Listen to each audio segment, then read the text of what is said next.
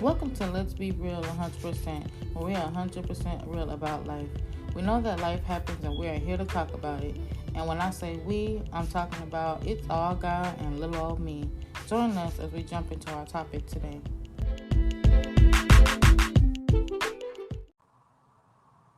Hello, welcome back to another episode of Let's Be Real 100%, where this podcast is about helping others and allowing them to know that they're not alone in a whole lot of areas in life. I want to welcome again Miss Amber to our podcast. Hello. Hi.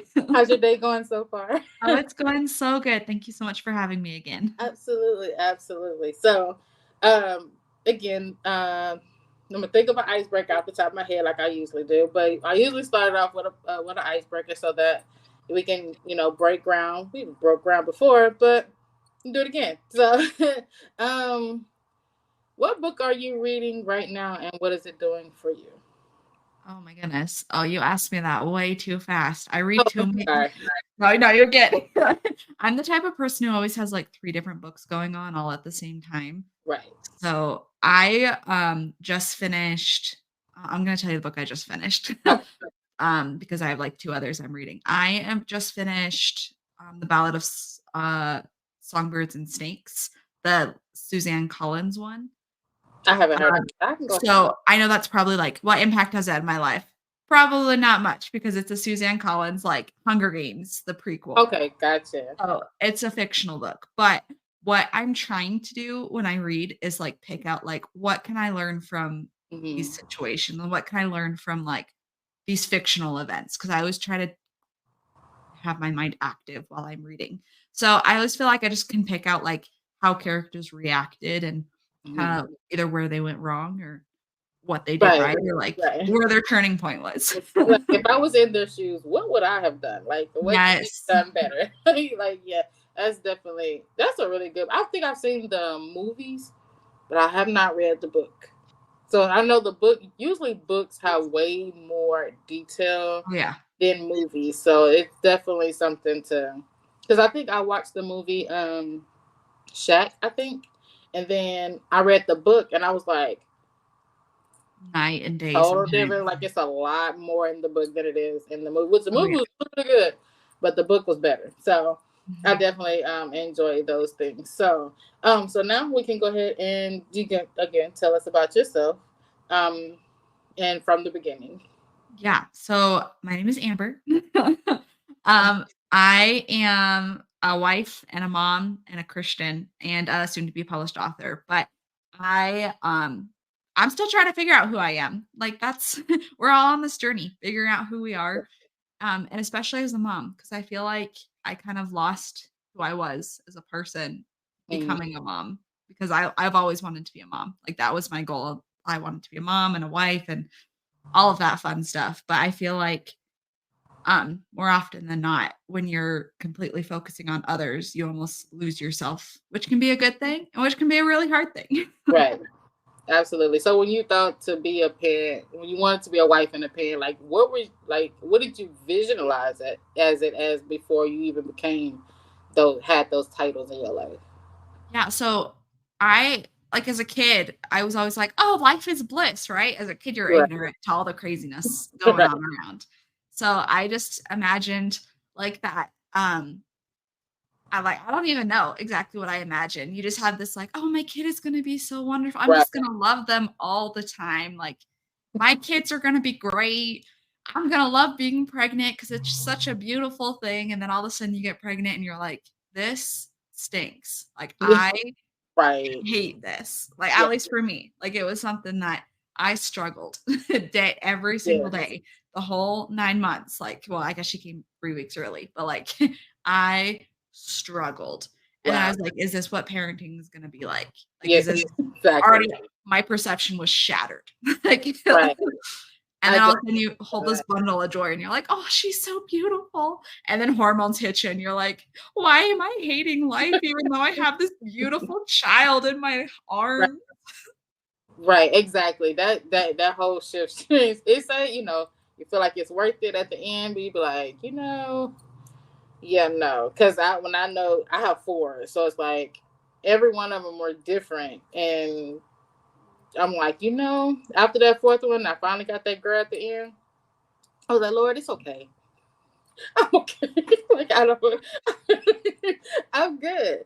I'll pass. You blessed me with 4, and I am good with that. Because I'm like, the nausea, the stress, the feet swelling, the fluids, the whole 9 yards is just not fun. But when you hold that bundle of joy and be like, child, only if you knew what you put me through. It's so true. Like, It is so true. but it's definitely worth it. So as far as you being a wife, like, what did you think of? What did you think it was going to consist of when you got married? Yeah, so I at one of the reoccurring lessons in church was always like, "What's your 5-year plan? What's your 10-year plan? What is your ideal husband? Like, what is your ideal family?" Does that And mean so like I know. this? That was like so it was like young women's, like that was the age, it was 12 to 18. Okay. And it was like a constant, like a reoccurring lesson for different teachers. And so it was always on like the forefront of my head. Like, I want to get married and have a Right. family, and my husband is going to be this super strong Christian man, and Right. he's just going to work hard, and we're going to have a perfect little family. Like, you don't know what you don't know. And I get married, right? Like Right. I get married to a man who shares the same faith I do, who's super wonderful. But then all of a sudden you're living with this person who you're starting to see quirks that are a little different, and you're Yes. like the way I like to explain it was where's Where's the way that it person? was explained to me was like, where's my can opener? Like like that was what one of my really good friends when I was younger would say. Like, she was like, I couldn't find my can opener, and I was so mad because he had moved to where I wanted the can opener. And Yeah. like that's how I kind of perceived it, of like, this isn't what I thought it was going to be. Like, Right. marriage is not this glorified, Yes. all encompassing. God is always like, he's just blessing us day and night. It is work Yes. and it is hard, but Yes. it's worth it.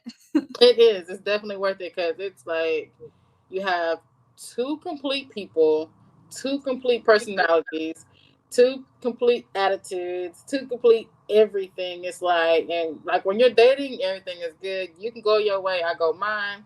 We're good. But once you come together under one roof, it's like, who are you? Like, you wasn't the guy I was dating last week. Like, what just happened? What shifted to where, like, this was Yeah. not what I expected? I can definitely, I can definitely say the same thing after being married for 12 years now, going on 13. Congratulations. Yeah, going Wow. on 13. It's like it's still a learning process. Like, Mhm. people change every day. Yeah. They change to how to cater to them every single day, and then you add kids on top of it. Yes. Yep. It's It's a so true. whole nother story. It's a whole nother ball game. That's what I'm saying. Like last time we were talking about the different hats that a mom wears, like, the cook, the clean, Mhm. the nurturer, the disciplinary, all these things, the wife, all those things, that we have to, balance. So it's not easy. But again, at the end of the day, it is worth it. You just gotta Mhm. be willing to do the work to get it done. So Yes, yeah. And I felt like growing up, my parents were always very big on like who we are and like being bold, and like I felt like each like me and each of my siblings were all very bold and strong personalities. mhm. So I can be a little hard-headed at times. I know that. But like I go into this and I'm like, this is who I am. And then all of a sudden you're married, and all of a sudden you have a kid, and you're like, I don't know who the heck I am anymore. Like, Right. I am no longer that person who I Yes. was when I was single. I am no longer that young woman, that 18-year-old or like 12 to 18-year-old who's like, life is so going to Yeah. be wonderful and dandy and skipping around. And all of a sudden I have to like figure out who I am as I'm trying to teach my daughter who she is. And as I'm trying to teach her, like, figure out for yourself what you stand for. And it's a journey. Like, it's something we're going through every day because we're constantly changing. Yes, exactly, exactly. So when you got married and had, well, first of all, when you got married, do you feel like you had to put a lot of yourself to the side, like to make something, new?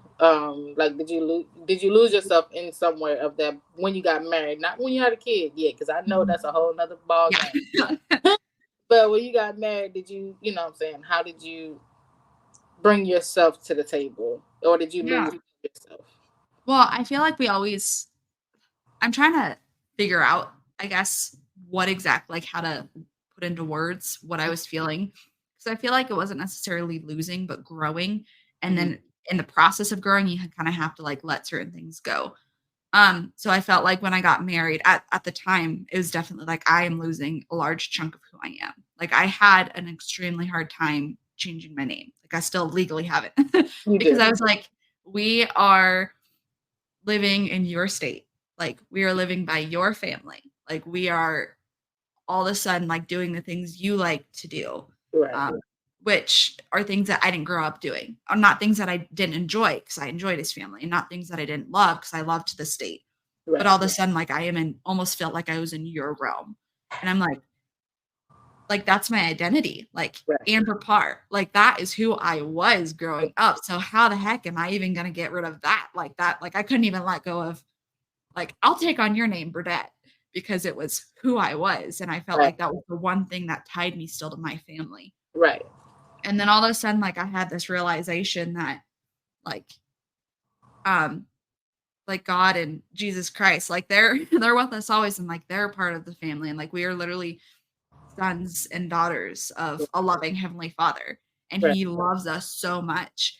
But just because we have like a name change, or just because we're all of a sudden in a new family and trying to like be in a new situation, doesn't mean we've Right. lost who we are. We're just growing and adapting. So yes, I felt like I lost a huge chunk, but then all this like I'm trying to change that mindset still. We've been married for 3 almost 4 years. Okay. So I'm still trying to like figure out who I currently am, because I do get wrapped up sometimes in the I'm still by your family. Like I'm still doing your thing, the things that you love, and Right. still now with a kid trying to figure out what do I love? Like what do I want to do? Right. So in that, you usually, when you're in your alone time thinking about who Amber Parr was and who Amber Parr Burdett is, like in your alone time, how do you process that? Like, are you just journalizing and check marking like what your goals was as Parr versus Burdett? No, I think it's more because I mean, of course, I want to reflect on who I was, but I Yeah. think it's more establishing like my values in life. Like, what do I stand for? And I'm a Christian woman, hands down. Like, I am a Christian woman, and I want my daughter to be a Christian woman, and I'm a mother, and those are all parts of my identity. But if I take away all of that and I'm no longer around anybody and I'm just by myself, like I process by writing and by thinking and by analyzing. And I'm like, who would I be without being around anybody? Right. And I'm still all of those things, but I'm also a writer. I'm also like I feel like a friend. I'm also a strong person, a strong-willed person who is constantly adapting to figure out who they are, but trying to learn what I stand for. Like, what is the moral of my story? Yes. And that's a process. It's a journey. And I don't know if I have that answer yet. Like, I don't have a full, this is who I am, because it's going to keep changing and growing. Yes, this is who I am at the moment. Yeah. Because tomorrow I might be, Yes. be something else. Hopefully, all good things. So I know we talked about the last time, which did not get recorded, but you were talking about the moral of the story is, and that's where your foundation is. Could you tell us about how that came about? Yeah. So growing up, my dad, both my parents would tell us stories, bedtime stories. Growing up, I had 5 siblings. So we were a family of 8.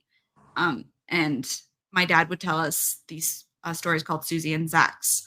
Um, and they were just at the end of every story, he would say, the moral of the story is, and we would each kind of have to answer that. Like, what did we take from this? Right. It's so interesting when you just have an open-ended sentence, or like that question of like, what's the moral of the story? Mhm. How many different lessons you can glean from Yeah. one story, like what that person's focus is. And I felt like that's something I needed to hold on to, because that's something I'm constantly asking myself. Like, what is the moral of my story? And I felt like growing up, I had a lot of health issues. I Right. still have health issues I'm figuring out. I have, just a thyroid condition and some food allergies that we didn't know about till I was, 20, till I was 19, 20. So, I was constantly sick, and I felt like I was that person who's constantly reaching out to Christ, like that woman with the issue of blood. Like, I felt like I was constantly reaching out to Christ and, like, looking for him and trying to be in that place so I could just touch his robes and be healed.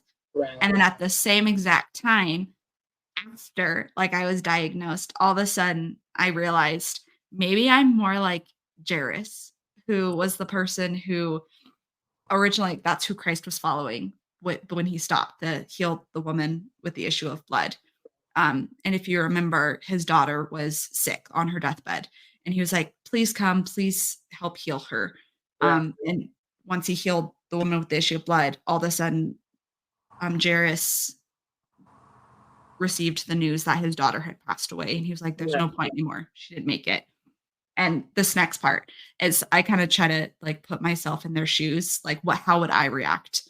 And I felt like as I would have been that person who's like, really? Like, I was with Christ, he was Right. following me, I was saying, like, "Come with me, come, like, heal my daughter over here," and all of a Right. sudden, you stop to heal this woman who's had an issue with her blood for years, while Right. my daughter is literally on her deathbed and died while you're healing this person, and Right. I'm realizing, like, I'm trying to drag Christ around, and he's like, "I'll come to you in your time." Like, Yes.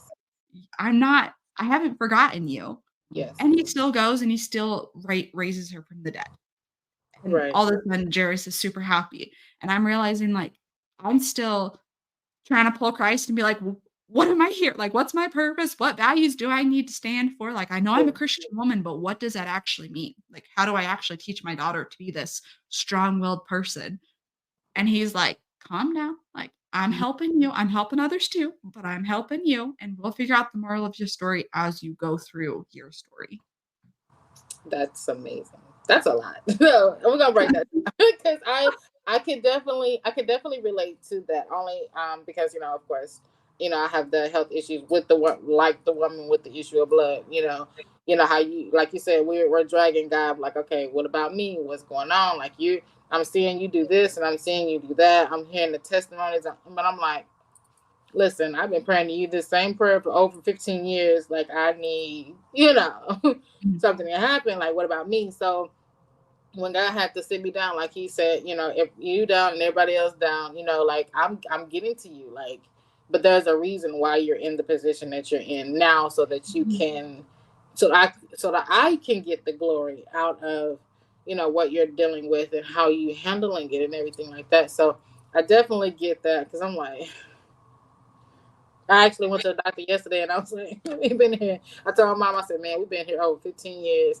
And then she looked at me and she was like, it's still not getting old. This is still new to me. Like I'm just not understanding, because we're all Yeah. believers and we know what God can do and what he Mhm. will do. But it's the fact that we have to go through the process of, being patient Yeah. and learning. Oh, yeah.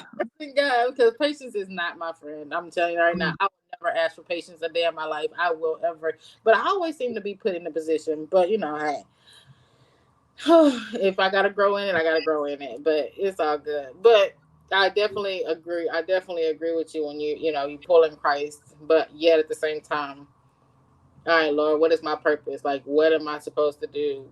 While I'm in this position or in this state of being, what am I supposed to do with this? So, and then also again, adding being a mother or being a wife, how am I supposed to process this? How am I working it out? Being a mother, what am I supposed to do? Like, what is my purpose in all of this? So, yeah, we're going to figure out the moral of the story as we Mhm. continue, going on. And I know the end of the story is going to be fantastic. So I'm looking forward to that. Definitely looking forward to that Yes. for sure. Um, Also, in the other conversation we had, you were talking about how you went on a mission. Yeah. And if you could, go into that and see that story. Yeah. So I, at 19, went and served a full-time mission for my church. It was a full-time proselyting mission. It was across the country in California. I'm from Ohio originally. It was in Arcadia, California, but it kind of surrounded more like East LA. Mhm. And that was when I started to get extremely sick. That was when it just took it to the whole nother level of like something is wrong.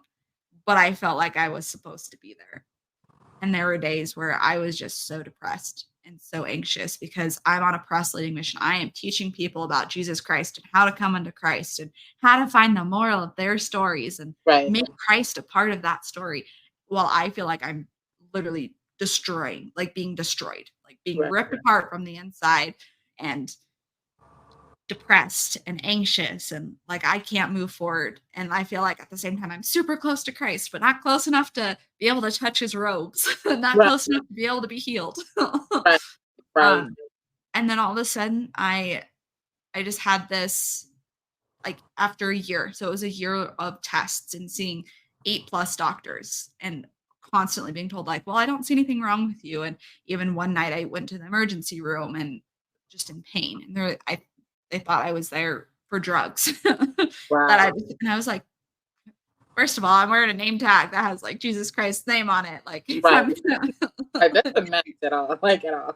I promise I'm not here for drugs. I am in pain. Like I don't even want medicine. I want to know what's wrong with me. I Yes. just felt so alone.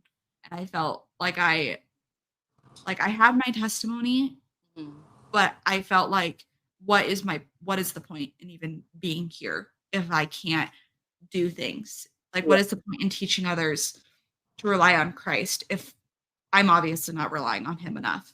Right. And then all of a sudden this like calming peace came over me. And I remembered certain values that my parents had taught me, such as like finding the moral of my story, or certain values such as like the Max Lucado, you are special. Mhm. And in that book, he says, you are special because you are mine. And he has a you are special and a you are mine book. And it's all about this wooden, basically like these wooden people. And this wooden person feels like he is completely lost in this world because he doesn't have enough talent and he's not special enough. And he just he's a klutz. And I just kind of related to that. And that story came to mind. And he goes to the woodmaker, Eli, who's a symbol of God and of the Savior, Jesus Christ. And he's like, you're special because you're mine. And I had that overwhelming piece of like, I am his. Like he is a loving heavenly father. I'm his daughter. Like I know we're all sons and daughters, but right now, like we're talking about me and Me. I Right. am his daughter.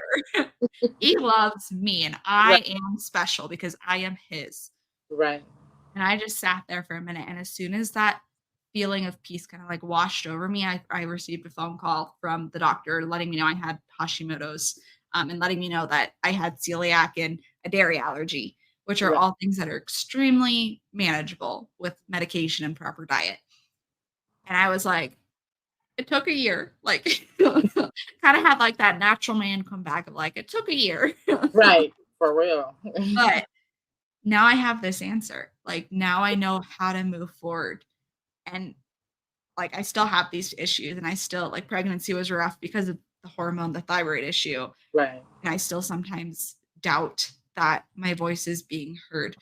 But I felt like he does hear my voice and he is there when I need him. And just in that moment when I'm about to quit, just in that moment when I'm about to stop reaching out, Yes. that is when he's like, I'm right here and I've been here the whole time and Right. you are mine and all of you are my children.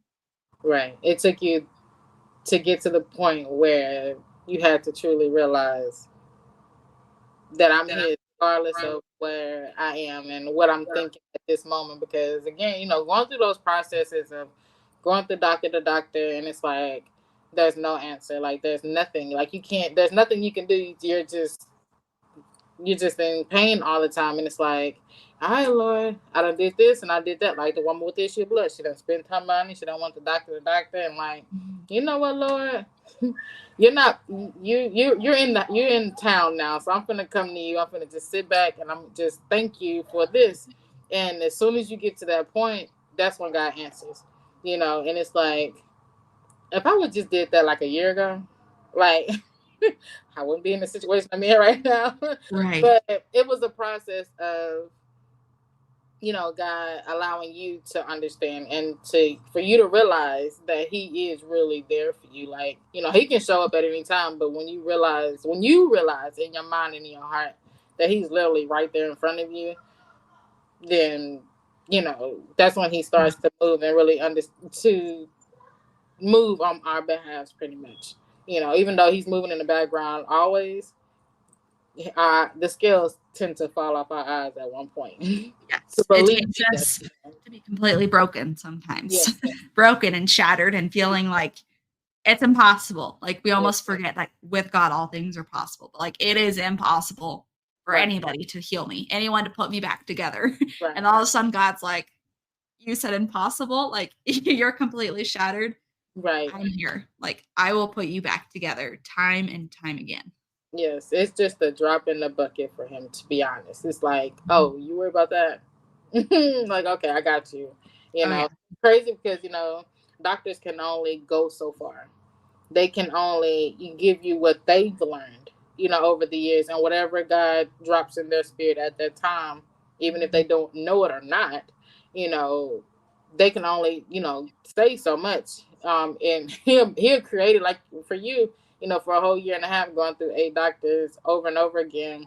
He created to where they can't find anything. That he created them to be like, I'm dumbfounded about what's going on. Like this should be something simple because we done did surgeries, we done did brain, we done did with the heart, we done did with the lungs, like, but something as simple as this, like we can't put our finger on it, but it wasn't up to them to put their finger on it at the time because it Right. wasn't time for you to know, like, you haven't realized it yet that God was there with you. So Mhm. it took him to create those, moments.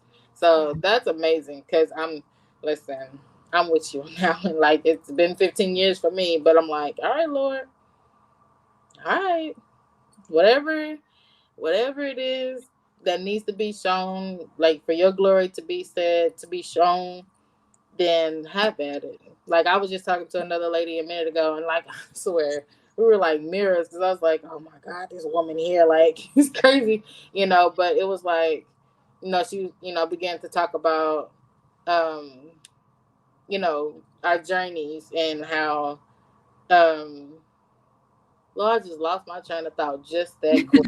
That's crazy. Like, it's just like I lost my train. I don't even know what just happened, but I just lost my train of thought. Oh, But you're good. it's just amazing how God works.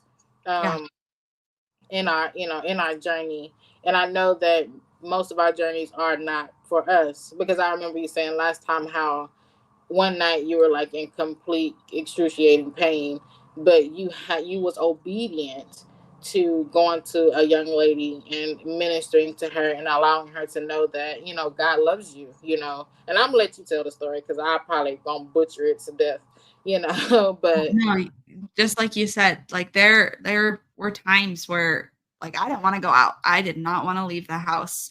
And at the very beginning of the sickness, especially where it was like I didn't want to push through. I just kind of wanted to concave in. And um I remember there being this one time where I was like, fine, like we'll go on the bus, we'll go out and find people to preach to, and like we'll go out and teach people that they're children of God, even though I'm doubting that I'm a child of God right now. And I remember just feeling so broken and so alone and seeing one woman who also looked broken and alone, just kind of asking her about her relationship with God. And gonna be really honest, didn't really give it much thought after that night at all.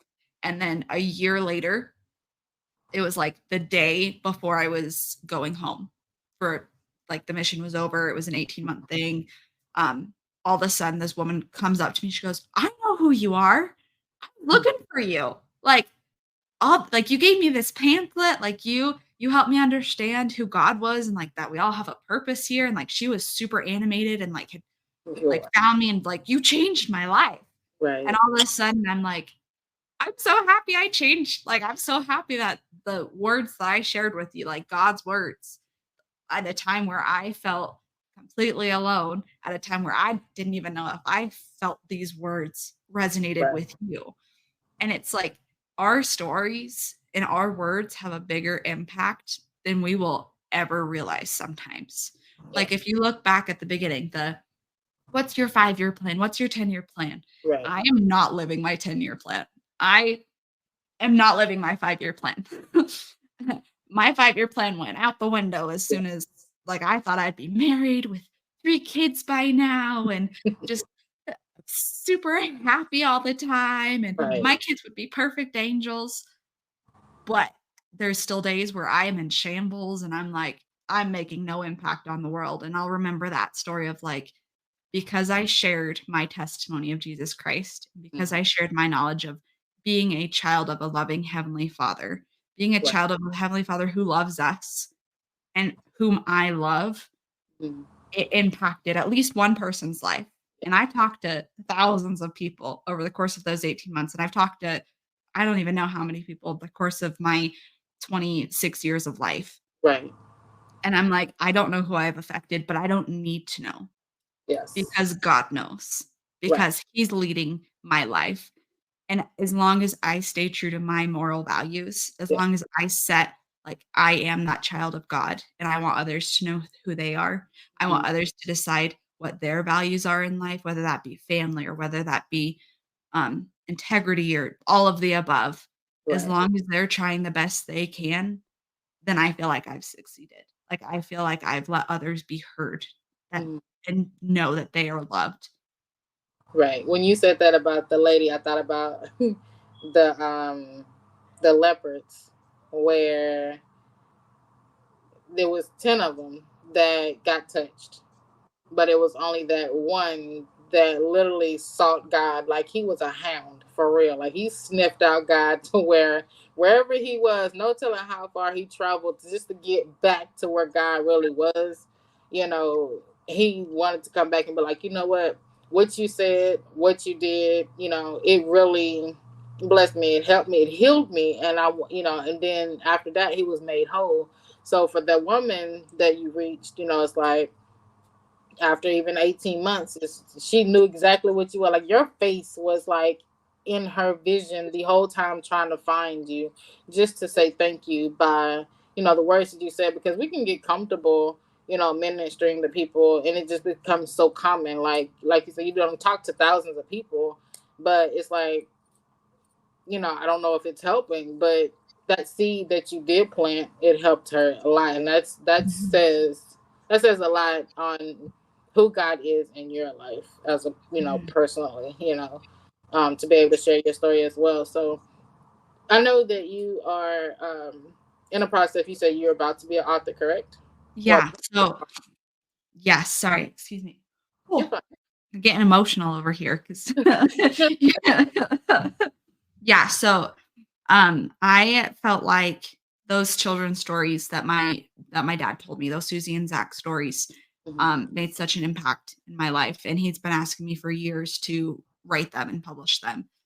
And just especially that phrase, like, the moral of the story is Mhm. that I've taken those characters and have created a children's story hopefully set to publish in the spring. We'll Yeah. see. Who knows with how things happen, but, um, that's set to publish. It's completely written, completely illustrated, and it ends with that very exact statement. It's about a boy who, has a speech impediment. He can't pronounce the sh sound, the sh sound, and Right. 2 friends. It's basically about these 2 friends, Susie and Zach, who are helping him through that. And it's even though it's about, like, overcoming this speech problem, it's more about what these 2 friends can do for Yeah. this other friend who is struggling, like, Yeah. how they can help him. And then it ends with the moral of the story is because it has basically 2 paths, those who are struggling, those who feel like Mhm. they're different and ostracized and have a challenge, a limitation that they can't overcome by themselves, and Right. then the friendship side of things. So it Yeah. ends with the moral of the story is, and the goal is to help give resources, Mhm. for parents to help teach their kids to learn from other lessons, to learn from stories. And then I also have a resource. It's a free guide, which if you email me at amber@burdett.us, and I can share that with you so it can be in the story Yeah. notes. Or, Yes. um, I will send you a free guide, and it's 10 simple things that we can do as parents to help Mhm. instill that moral independence and like those moral values in our kids. Because I don't know exactly how it's going to happen, but I want to create these resources for parents, and I want to be a voice for parents to let them know, like, it's okay to not know who you are at times. Yes. But as long as you're trying, and as long as you're trying to be a voice for your kids, Mhm. you're doing what you're supposed to. Right. Yeah, because he gave them to you for a reason, and what you do, especially around certain ages, like the younger they are, the better, because it's like you're able to teach them and mold them in the lessons that Yeah. they're able to carry it. Um, they're able to carry it to school. They're able to carry it in every other Mhm. areas of their life as well. Because I remember I told you when you were writing the book. Now I'm starting to with my older ones because I have 18 and a 16-year-old, and it's like every morning I'm sending them a scripture of the day, and I'm asking them, okay, what did you get out of the story that you just read? Like, I don't want you just to read it like a book. I don't Yeah. want you to read it just because I told you to read it. I want you to ask God to say, Lord, I got this scripture as an assignment. What am I getting out? What can I get out of it? Like, when you read it, ask God to give you an understanding of what's going on in the story. Because most of the scriptures are like literally random. Like, it's nothing that I'm praying about. It's just like I just need you to take some time to read because you're Yeah. on TikTok, you're on Facebook, you're on games, you're on all this other stuff all throughout the day. Just take like 10, 15 minutes of your day to read because that seed I want it to be planted in you to know, okay, when I'm having a rough day or when I want to learn how to pray and I don't know what to say, this is my go-to, like even when if I might have skipped a day, oh well, mom skipped a day, but let me go ahead and read something so that I can continue that relationship with God and to Mhm. know who I am in him. Mhm. Because once they go out into the world, I mean, you can only do so much. You can be there for them, but you have to trust that the lessons that you gave them while they're under your roof Mhm. will carry them over. Because again, when we're teenagers, I know me, Chad, I was rebellious. I was hard headed, honey. But it took me till I turned 35, to be honest. I'm be straight up transparent.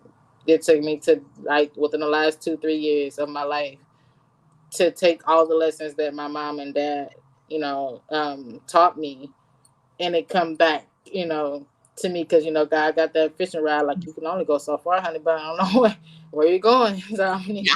bring you back, bring you back, and then all those lessons that they taught, all the stories that they've taught us, via Bible study or church services or whatever. All that comes back into play. As a child, and that when you grow older, it's still there.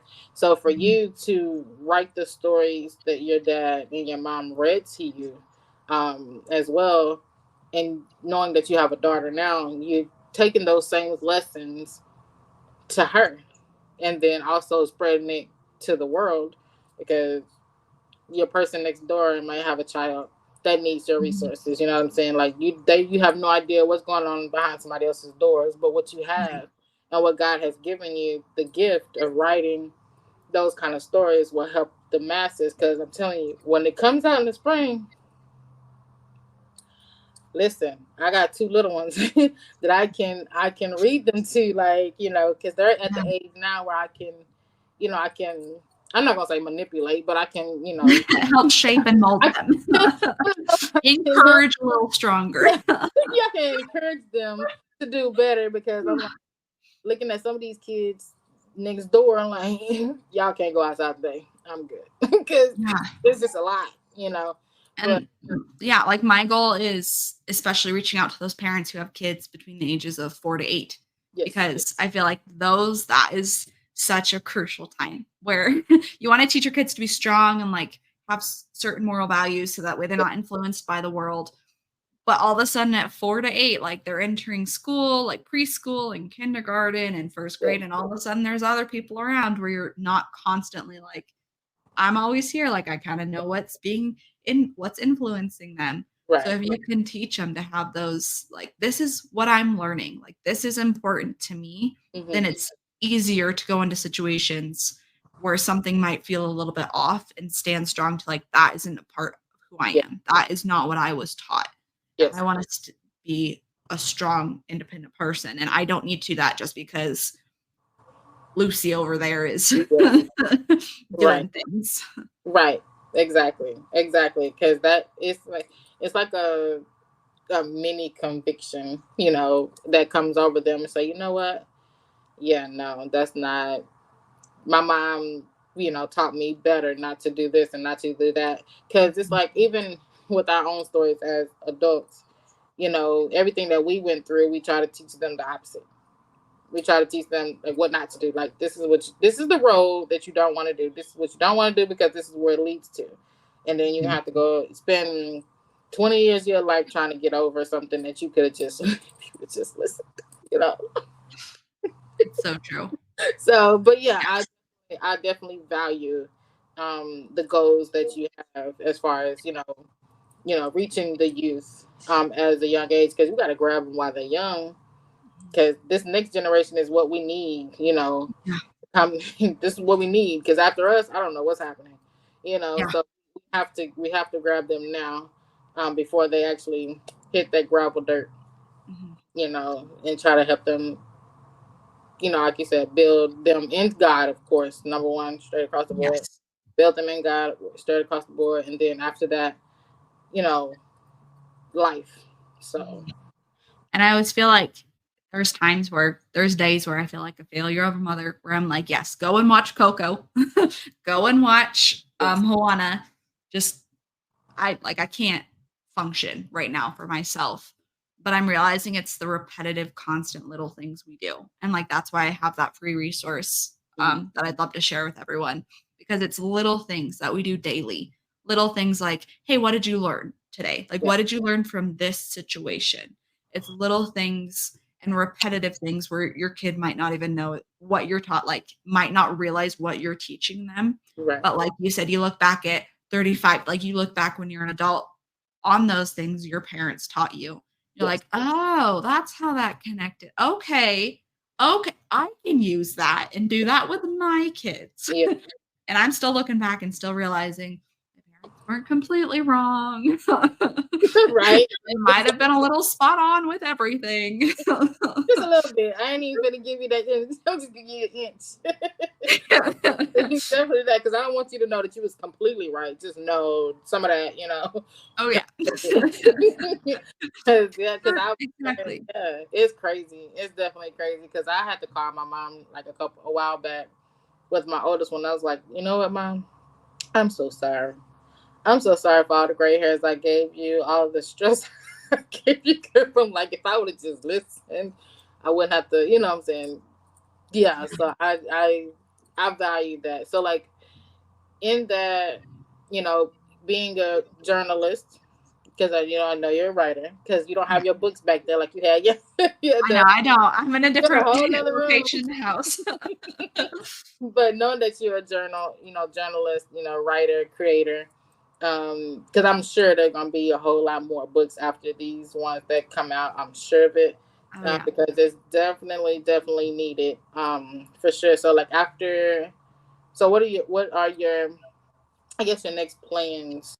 As I mean, I know we do it daily, but like, Of course. yeah, we know our goals change every single. I can share my 5-year plan with you, and I can assure you things are going to change and things are going to adapt. But right now, the goal is Yeah, the goal is the goal is not sure exactly how to do this, but I'm starting to create blogs, and I'm starting to use my social media as a platform, which I can share those with you if anyone wants to follow.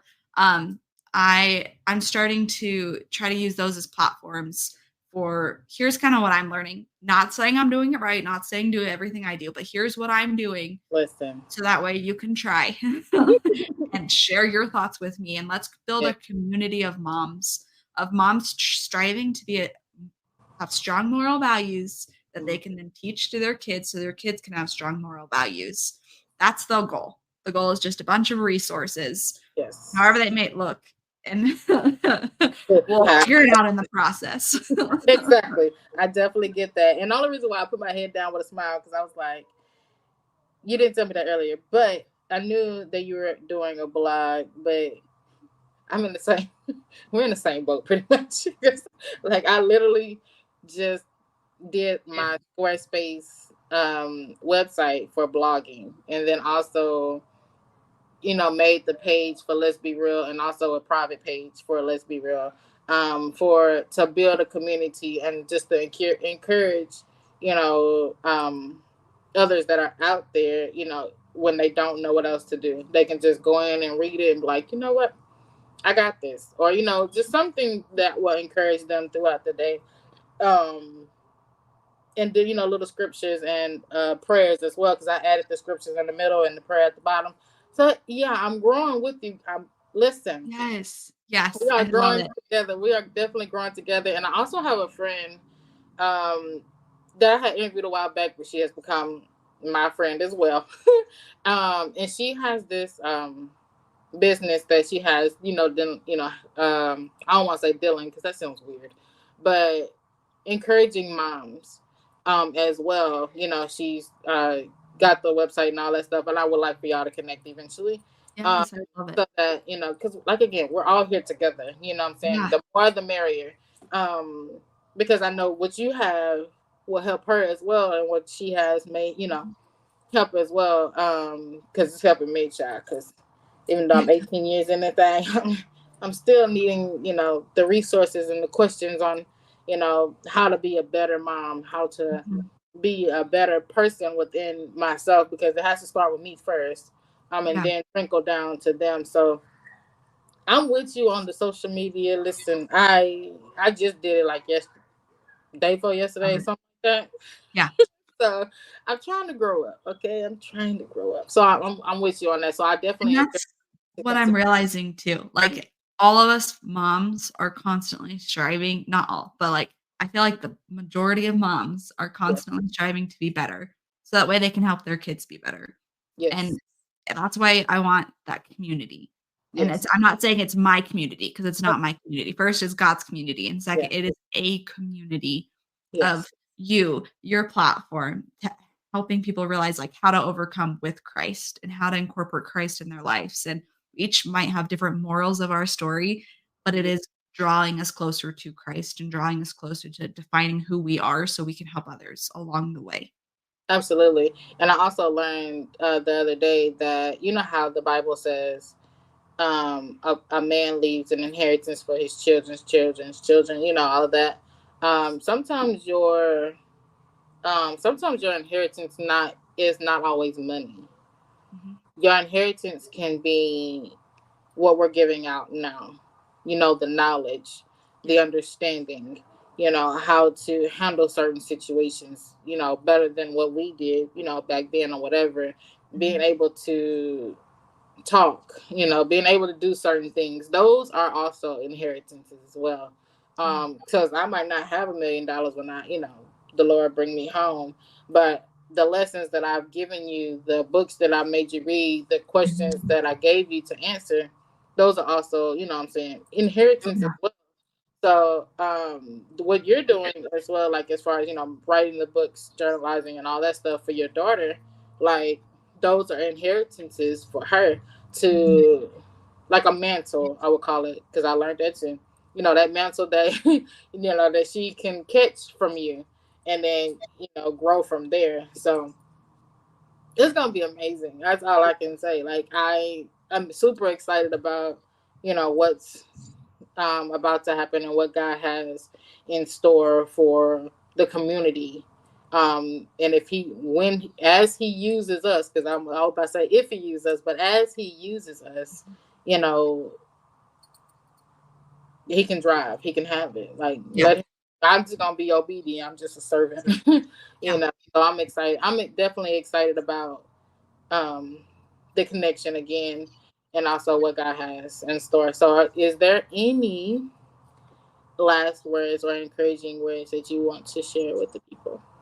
Yeah. And I mean, like I know I said this throughout, but if there is one thing that I can hopefully send you off with that you can take that you've learned, or not even learned, but like can take to heart is Mhm. figure out the moral of your story. Figure out what you want your life to be.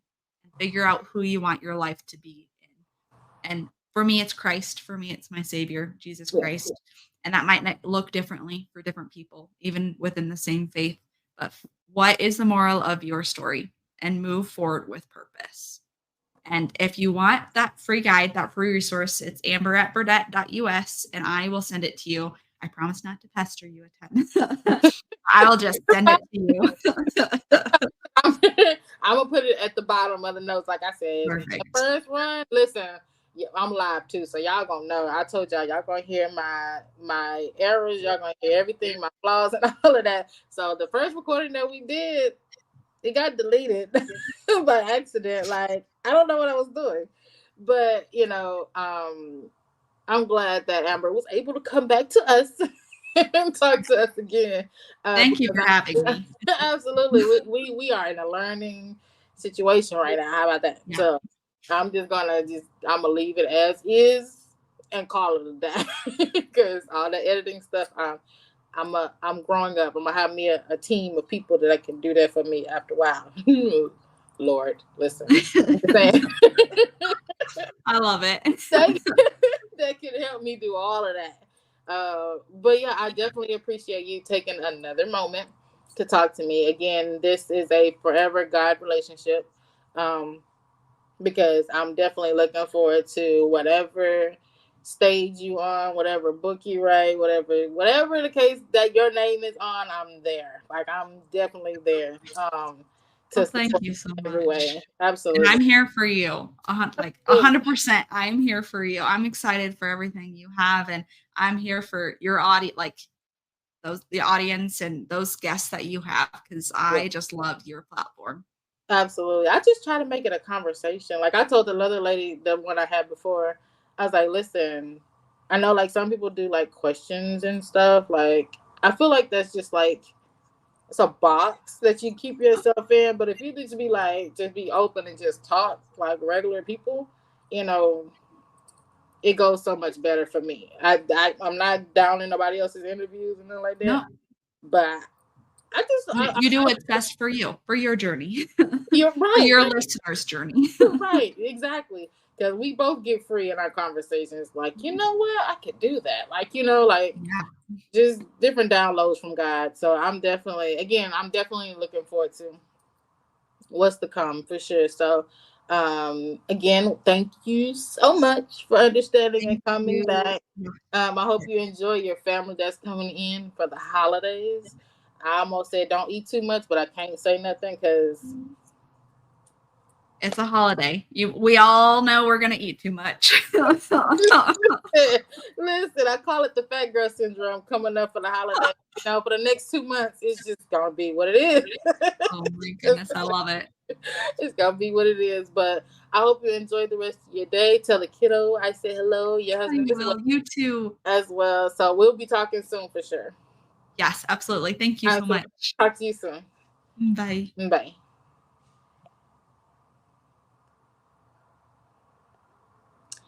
Hey y'all, listen. Like I told y'all a minute ago,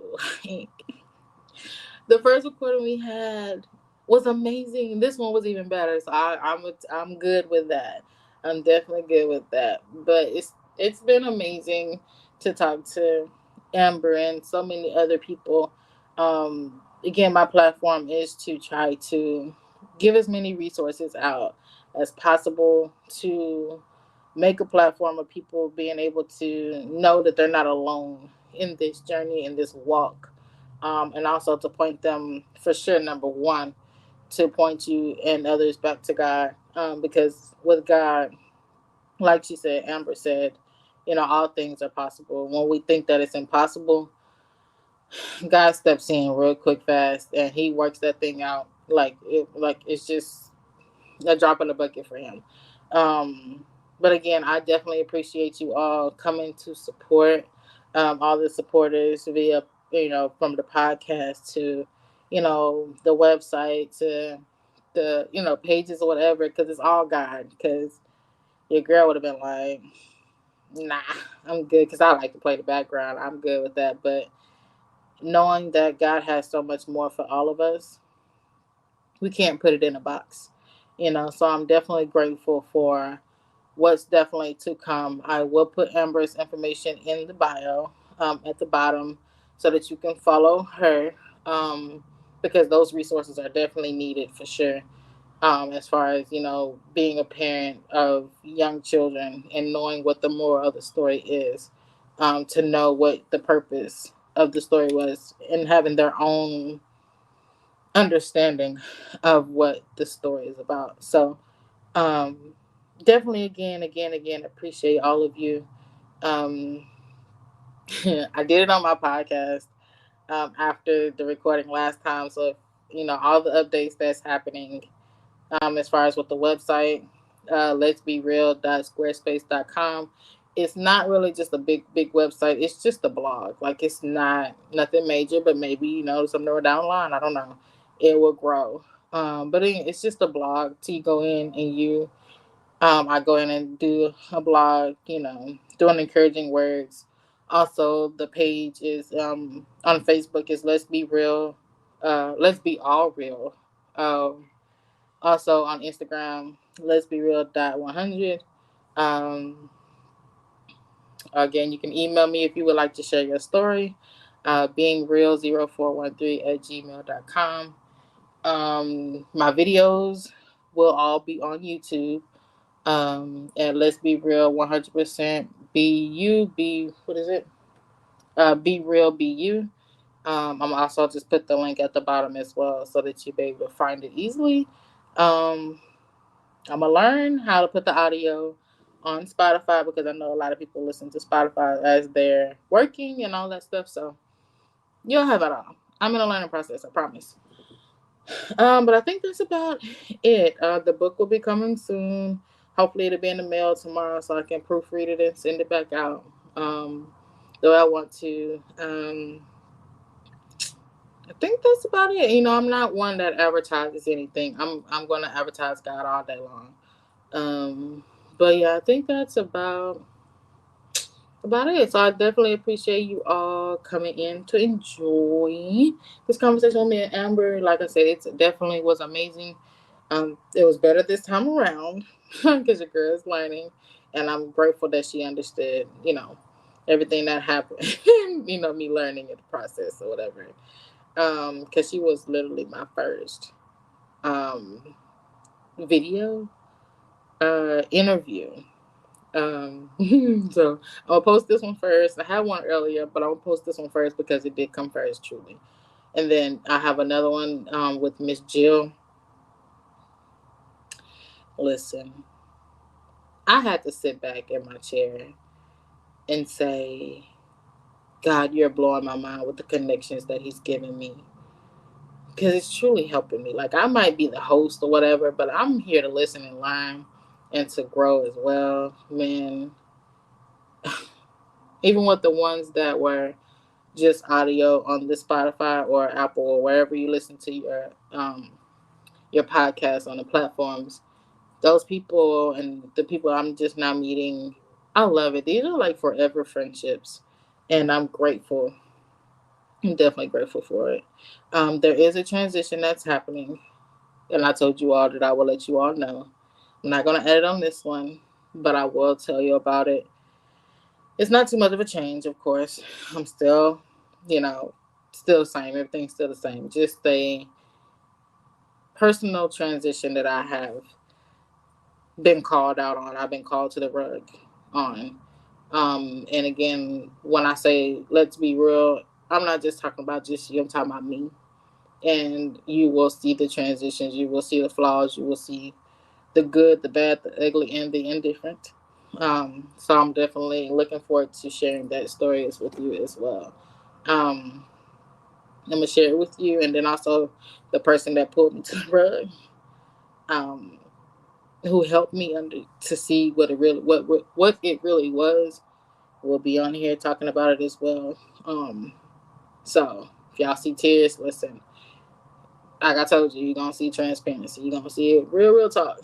um, but yeah. Anywho, not to prolong the time, because I think we're like almost an hour and like 60 seconds. um, but yeah, I definitely appreciate all your support. I definitely appreciate everybody that has come into my life in this season and for a lifetime. Um, I will definitely be coming back to you all with another video. I got another interview couples tomorrow. And I will be posting them as well. So I hope you all having a fantastic Tuesday. And we'll come back and talk to y'all later. Bye. Uh-oh.